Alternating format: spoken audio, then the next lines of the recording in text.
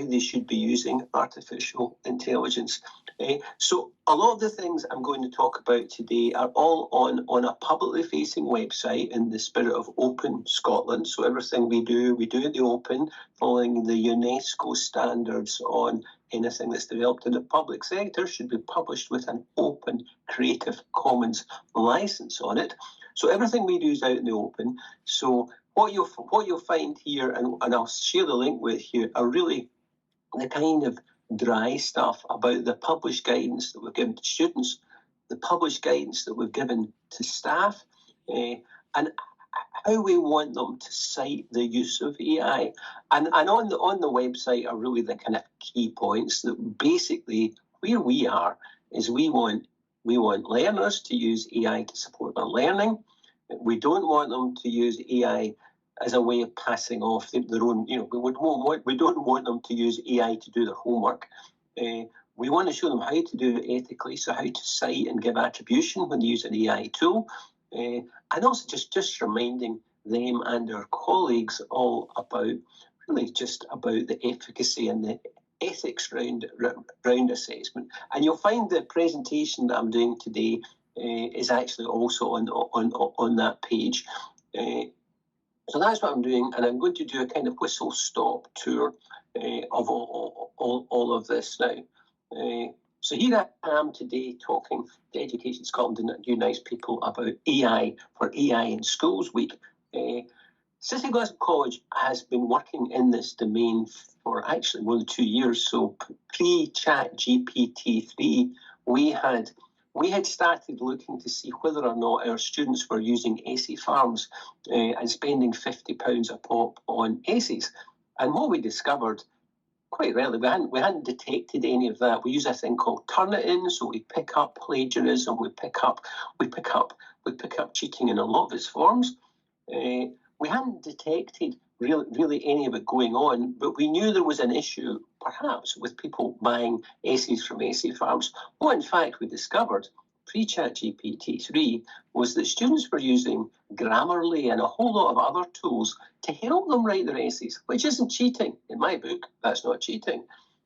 But we needed to make sure we were collecting that. So we started working with students on how we would cite the use of AI.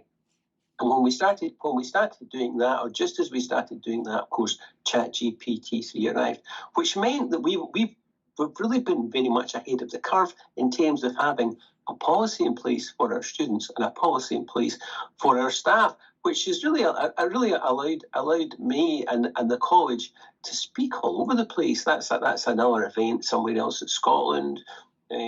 That was an event at the SEC in Glasgow. I did a session because, again, for your local authority or for your board, this was strategic planning for our college board to make sure that they knew what we were doing around AI and the risks and opportunities for them too. And also, I've been out in Amsterdam and various other places talking about the work that we've done in these places. But it all began actually, gosh, 20 months ago, with me doing the 20-minute session. I update this session, so what you're getting is not stuff regurgitated from 18 months, 2 years ago. I do update it all the time. But this is where it started, and I'm just going to wake you through this.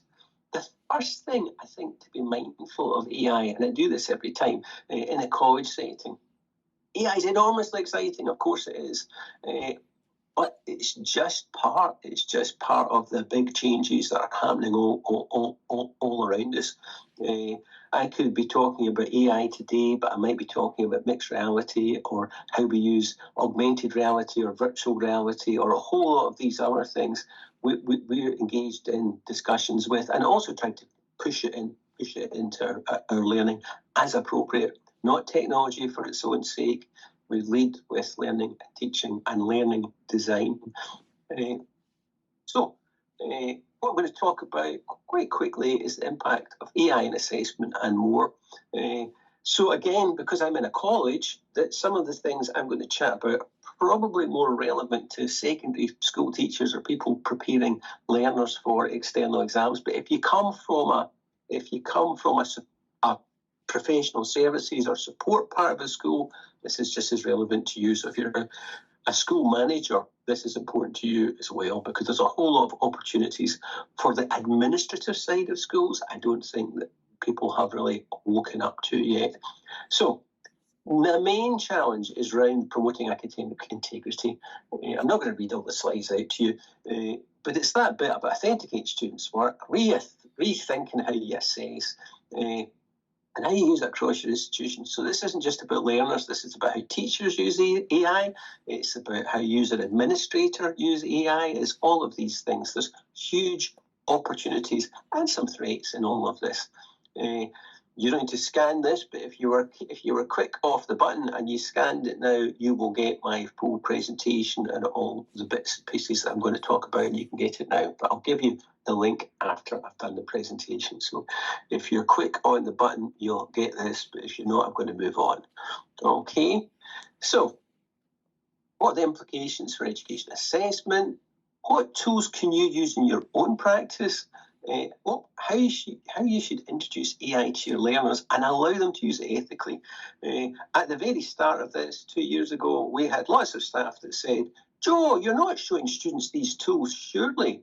And I said, yes, surely we are showing these tools, because this is another great way to democratise learning, to give tools to learners that will accelerate their learning. The important thing is we show them how to use these things ethically.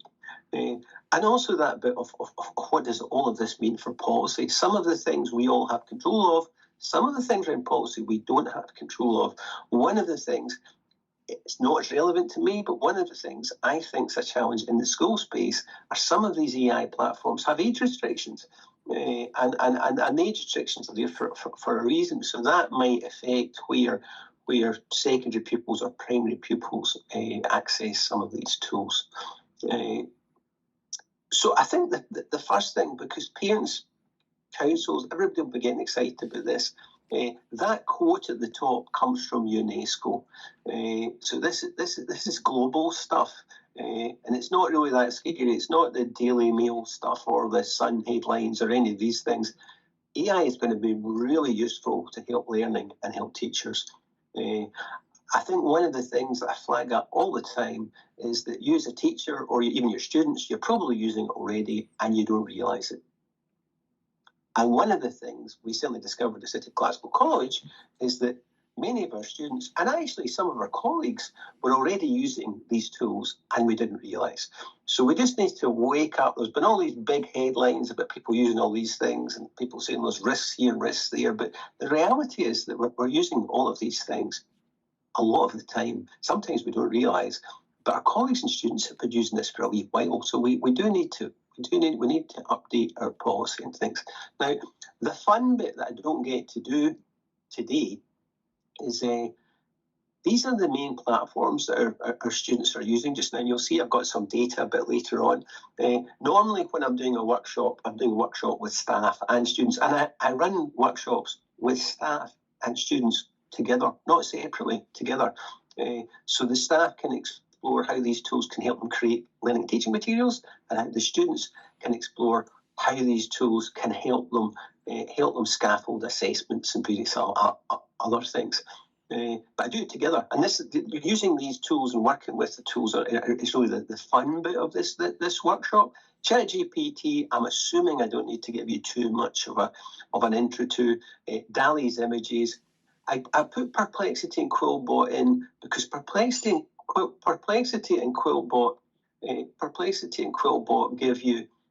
give you reliable references to learning materials. I mean, ChatGPT was slagged off a lot because if you ask ChatGPT to come up with a list of reliable references, they don't do that. But Perplexity will do that.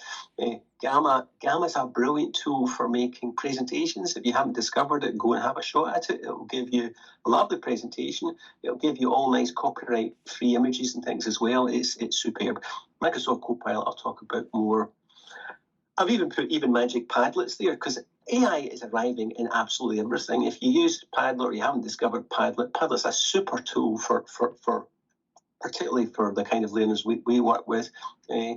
Magic Padlet will go and build you, do a lot of work for you before you even get started.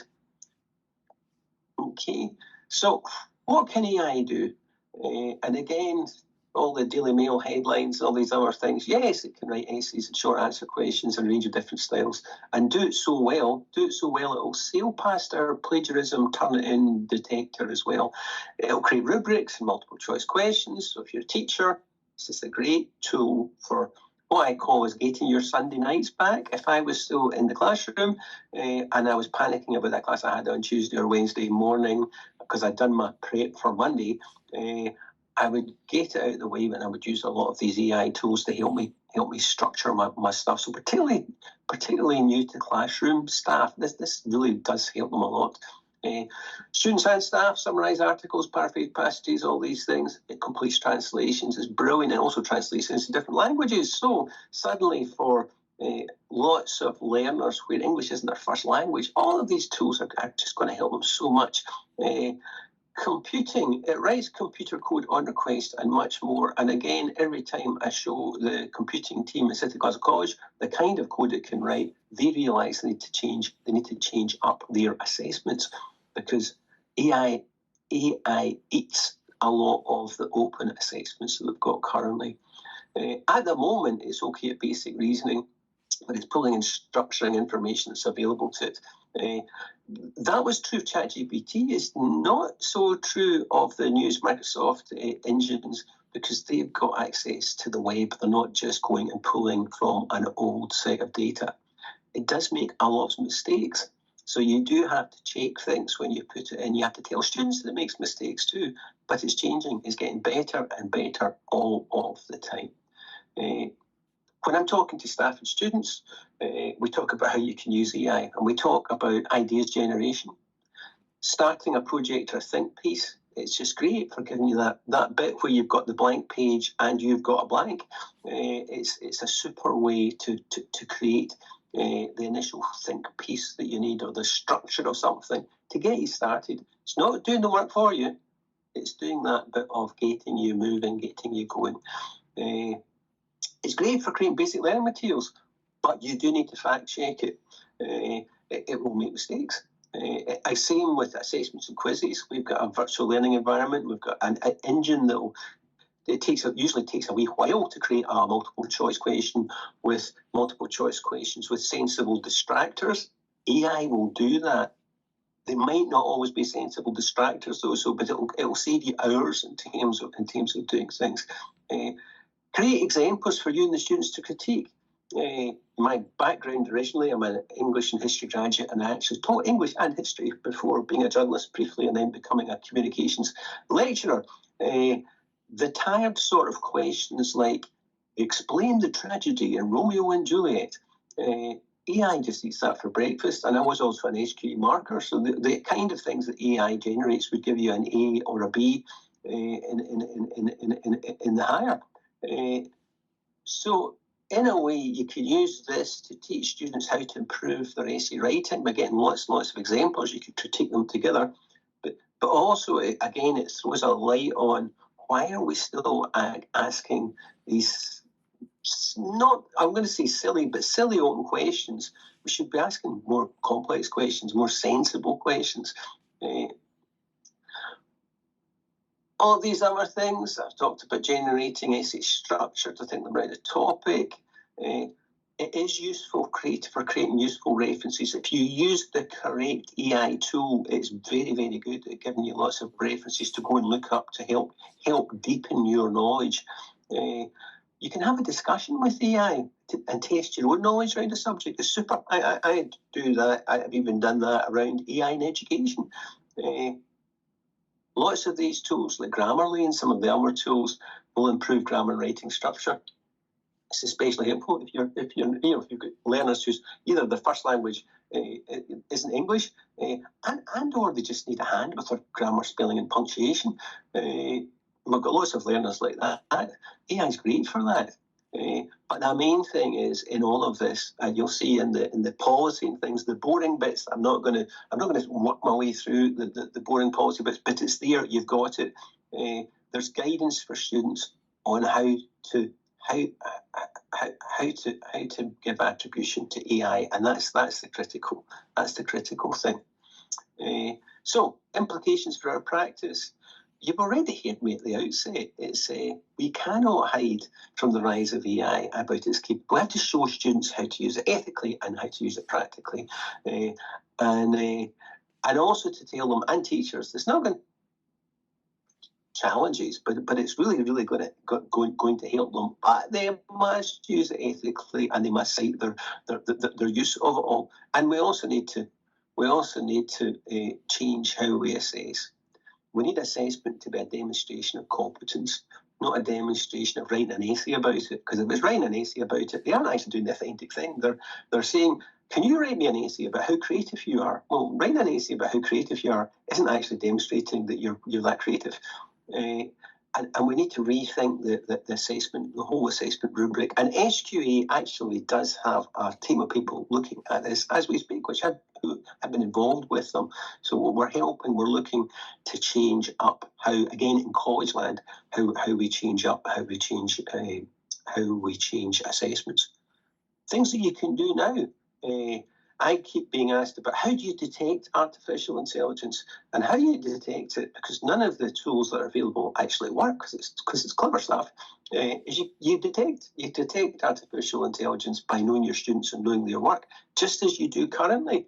And again, I speak as an ex-English teacher. Every now and again, somebody would hand something in, and I would say, I can detect that this was the work of a parent or a big brother or a big sister or a friend who'd originated the work. Remember, Turnitin will catch plagiarism, similarity.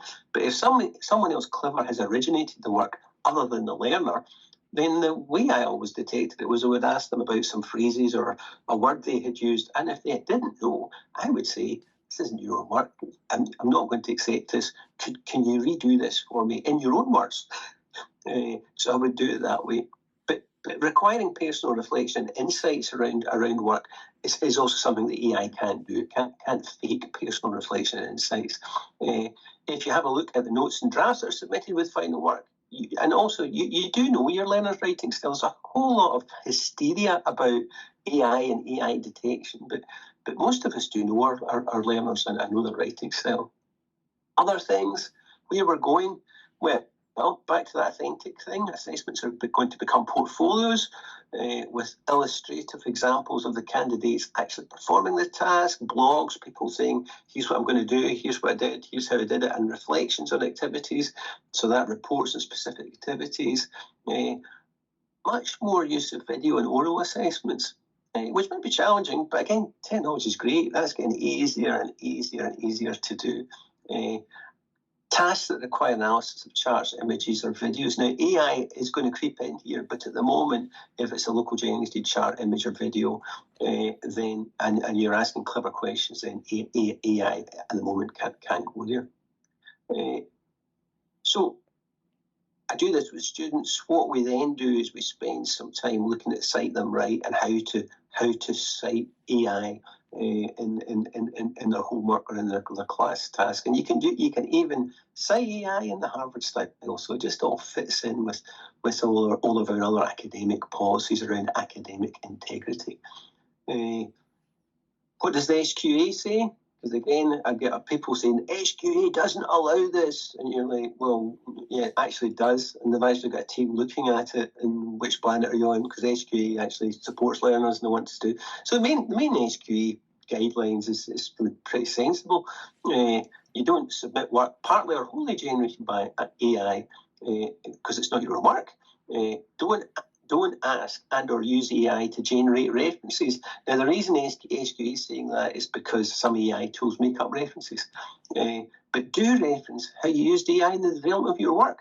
Now, some people say when they look at what SQA say, that's confusing because it says they've not to use work that's wholly generated by AI. But actually, what it's saying is that you can use AI. You can use AI, as I've highlighted, to do the initial planning, to do various other bits to help you a wee bit. and you can reference how you used AI in the development of your work. So it's actually pretty grounded, pretty sensible advice, really. It certainly does not say, the HQ does not say, do not use AI. It actually says, use AI, but cite how you use it. And in some circumstances, you can't use AI, which, again, is a bit like, I'm old enough to remember when calculators arrived. People went mad about, oh, the calculators are going to destroy people's maths knowledge and all these kind of things. And of course, there are now some exam papers where you're not allowed to use a calculator. But most exams, you're allowed to use a calculator, and it's all moved on. So education policy, I don't know who my audience is, but if you're a quality manager in a local authority, I think take all of this on board. You can't escape AI. It's all around us. We all need to make the best of it. Awarding bodies and institutions are obligated to review their assessment policies. Massive potential around accessibility and productivity. I'll show you a couple of things at the end. For drafting policies and procedures, I was talking to another local authority colleague, I think about 6-7 months ago, and they were saying, actually, for wee simple things like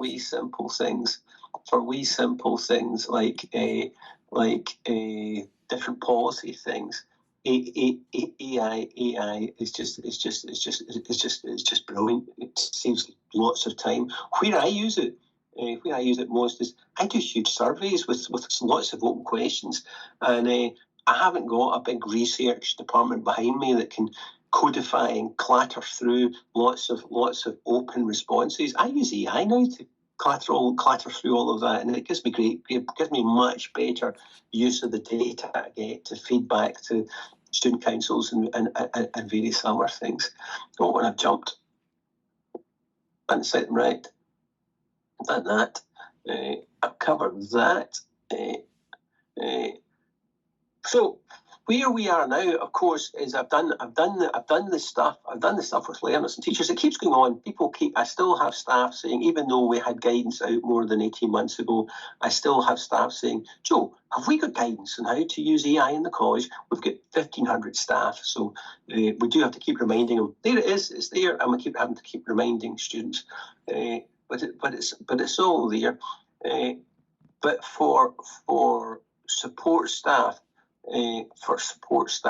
we are now beginning to see real productivity gains around a whole lot of areas. And where we're going next is we're going to create our own large language model. So with learning, with input from learning technology, Marcom, student services. So lots of the stuff that students ask, we'll be able to pull out of our own policies and things. Equally in a school, I saw a great thing just today, actually, which I've got a link to, which was a college that's put all its policies online, and they have their own large language model, and you can ask it things like, I caught a student vaping in the toilet, what should it do? And it goes and it finds all the things you should do from the college's own policies, which would take ages. It would normally, again, in a college, I'd have people wandering about trying to find someone to find out what they should do because they caught a student vaping in the toilet. It's an enormous waste of time for everybody when all this information's there. So in terms of where we are, we did a survey in January, and 82% of our students know about our guidance on ethical use of AI. I don't think 82% of our teaching staff. I think it might be 50% of our teaching staff, but 82% of our students ain't bad. In terms of what they were using in January, this is the stuff that we're using. I would expect, I'm just going to go down, I would expect the use of Microsoft Copilot to be going up through the roof now, because as a college, we now have access to Copilot, which gives us access to ChatGPT-4. We have access to Copilot for staff and for students now, and in a slightly different way. So what next? I've jump to my next slide. We're going to be doing a whole lot more work around Copilot for staff and students because we have access to it and it's secure. We have access to it and it's secure. And again, that's the danger, the GDPR danger of things like GPT-3 and GPT-4. The information you put in it is not necessarily secure, but Copilot is secure. So we're going to do more. We're going to do more projects around image creation and AI. I'll not click through that link, but that will work changing the assessment landscape is work done by MIT and Harvard, and that's the field that we're playing in. Remember, I'm City of Glasgow College. The landscape here is flat in terms of knowledge exchange. We swap and we exchange things with the best, and we're pretty much ahead of City of Glasgow College. So changing assessment landscape is MIT and Harvard, and there's some really good stuff in there that we're pushing around our own college. And finally, there's a growth in companies offering to help you with your own local model. So literally this morning, I had a conversation with this company called Leading AI. Caveat emptor, I don't know. I don't know if they're really good or any of these things, but what they are already making a living doing is selling to us big colleges and to local authorities ways of harnessing all of your own policies and putting them into a big large language model so that you can have much cleverer chatbots and various ways of looking at your own policies. I could see the attractiveness of it immediately. The effectiveness of it, I'm not sure, because AI does make things up. So even though you've got all your policies and it's scanning all your policies to answer, it still might make something up just to please you. So I'm not 100%. I'm 90% confident that it will be ethical, that it will be good, but I still have small doubts about it. Further reference, there's lots of things you can have a look at. You'll all be finding your own further references here, but the policy for City of Glasgow College is referenced there again, and guides for all staff is referenced there again.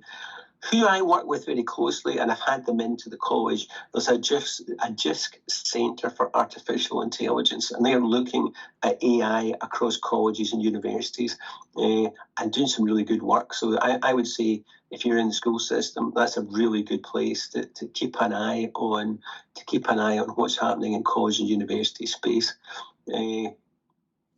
Some of the other things here, the AI tools directory is there because I found it to be the best tool that keeps showing you all the free platforms, all the things, like Padlet having AI, all the new things that have got AI in.